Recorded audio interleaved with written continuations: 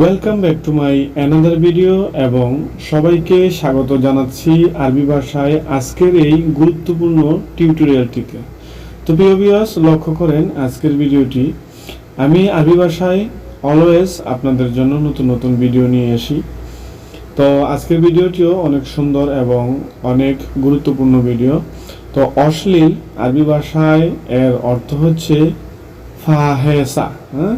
ফাহেসা, যার বাংলা অর্থ হচ্ছে অশ্লীল। হতে পারে অশ্লীল কোনো কাজ, অশ্লীল কোনো ছবি, অশ্লীল কোনো মানুষ, একে বলা হয় ফাহেসা। মনে রাখবেন। চেহারা, চেহারাকে আরবি ভাষায় বলা হয় শাকেল। এটাকে যদি আমরা আঞ্চলিক ভাষায় নিয়ে যেতে চাই তাহলে কেউ কেউ সকল বলে থাকে, তবে এটাকে আঞ্চলিক ভাষায় বেশিরভাগই বলা হয় শাকেল, যার অর্থ হচ্ছে চেহারা। আমাদের চেহারাকে আরবি ভাষায় বলা হয় শাকেল। ওকে, তারপর হচ্ছে হিংসা করা। হিংসা করা, দেখেন আজকের ভিডিওতে আমি খুবই ইম্পর্টেন্ট কিছু শব্দ তুলে ধরেছি যেগুলো আপনারা ব্যবহার করতে পারবেন প্রতিটি কথায় কথায়। হিংসা করাকে আরবি ভাষায় বলা হয় হাসাদ।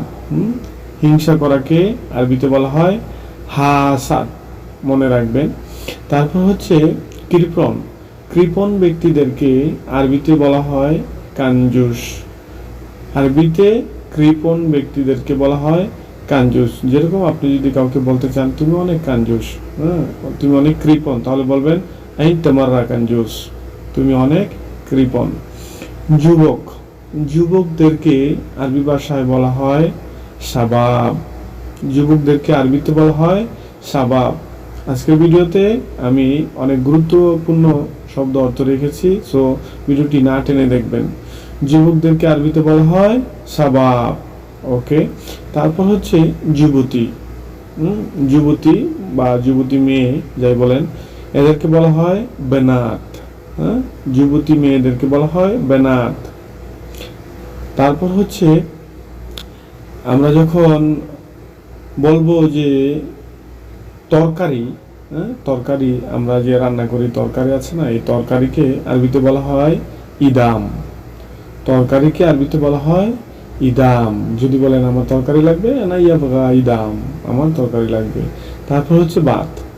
ভাতকে আরবিতে বলা হয় রুজ।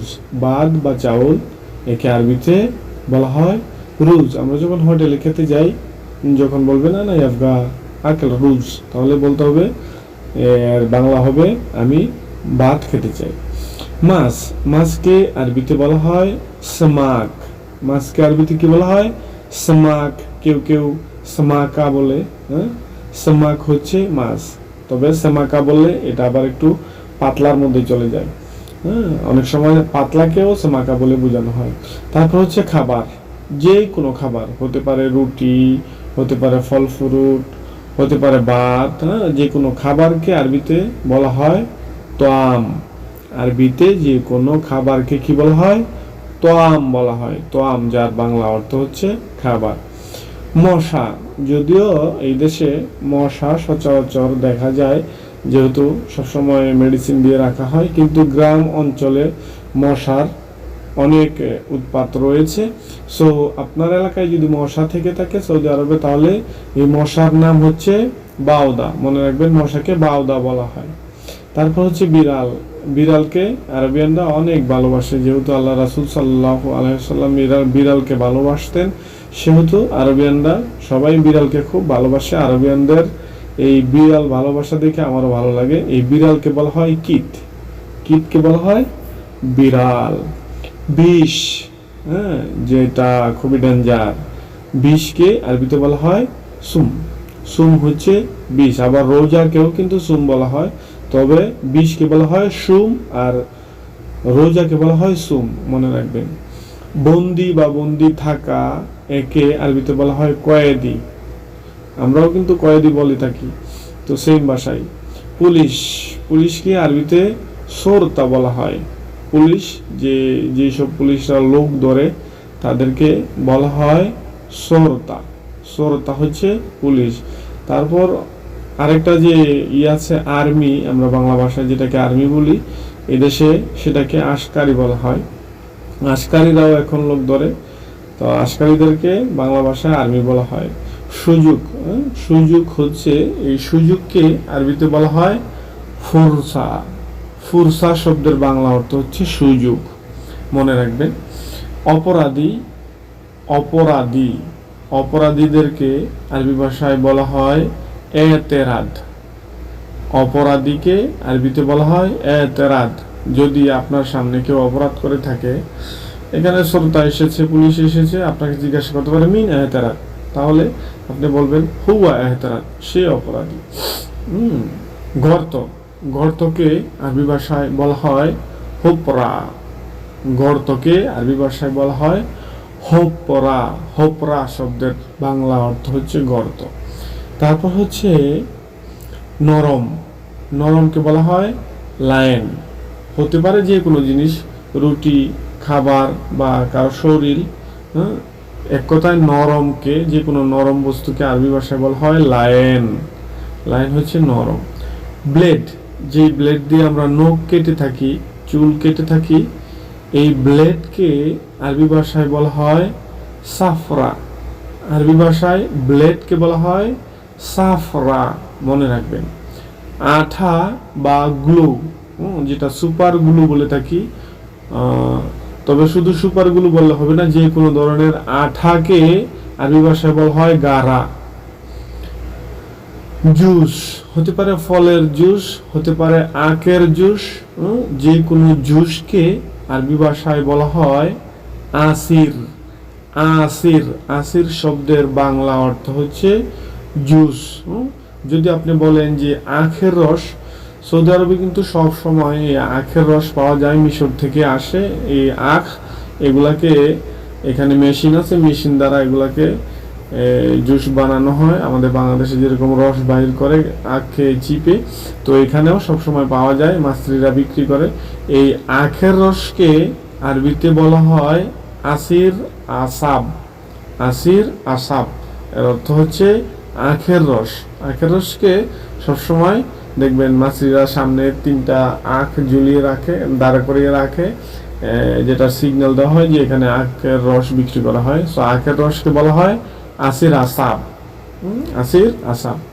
হয়রানি করা, হয়রানি করাকে আরবি ভাষায় বলা হয় আল তাহরাজ। হয়রানি করাকে আরবি ভাষায় বলা হয় আল তাহরাজ। আপনাকে যদি কেউ ডিস্টার্ব করে, হয়রানি করে, আপনি যদি শ্রোতাকে বা পুলিশকে ফোন করেছেন, পুলিশ এসেছে, আপনি তাকে, পুলিশ আপনাকে জিজ্ঞাসা করেছে যে লেশন তাতা সালাম বা লেশন তাতা সাল শ্রোতা, তাহলে আপনি বলতে পারবেন হুয়া আল তাহরাসনি, সে আমাকে হয়রানি করেছে। তো আপনি সবকিছু বিশ্লেষণ করে তার কাছে বলবেন। সো ইন্স্যুরেন্স, ইন্স্যুরেন্সকে আরবি ভাষায় বলা হয় তামিম। তামিম শব্দের বাংলা অর্থ হচ্ছে ইন্স্যুরেন্স। বাংলাদেশে অনেকের নাম আছে তামিম। মিটিং, মিটিংকে আরবি ভাষায় বলা হয় ইজতিমা। ইজতিমা, ইজতিমা। আপনি কোথাও গেছেন, দেখছেন একজন, আপনি দেখছেন যে মিটিং চলতেছে, তো আপনি কাউকে যদি বলেন যে এখানে মিটিং চলতেছে, সেক্ষেত্রে বলবেন যে লিসা ইজতিমা, লিসা ইজতিমা, মিটিং চলতেছে। ছাত্র, ছাত্রদেরকে আরবি ভাষায় বলা হয় তালিব। তালিব শব্দের অর্থ হচ্ছে ছাত্র। এবং ছাত্রীকে আরবি ভাষায় বলা হয় তালিবা। তালিবা, তালিবা শব্দের অর্থ হচ্ছে ছাত্রী। ছাত্রকে বলা হয় তালিব এবং ছাত্রীকে বলা হয় তালিবা, মনে রাখবেন। তারপর হচ্ছে রক্তচাপ। আমাদের অনেক সময় রক্তচাপ দেখা দেয়, আমরা মেডিকেল করতে যাই বা মেডিকেলে যাই, মেডিকেলে গিয়ে আমি যদি বলি যে আমি ব্লাড টেস্ট, রক্তচাপ চেক আপ করবো, ব্লাড টেস্ট করবো বা রক্তচাপ, প্রেশার চেক করবো, সেক্ষেত্রে এই রক্তচাপ শব্দটি আমাদের জানা দরকার। দাগদুধ দম, দাগদুধ দম হচ্ছে রক্তচাপ। প্রতিবেশী, প্রতিবেশীদেরকে আরবি ভাষায় বলা হয় করিব। প্রতিবেশীদেরকে আরবি ভাষায় কি বলা হয়? করিব।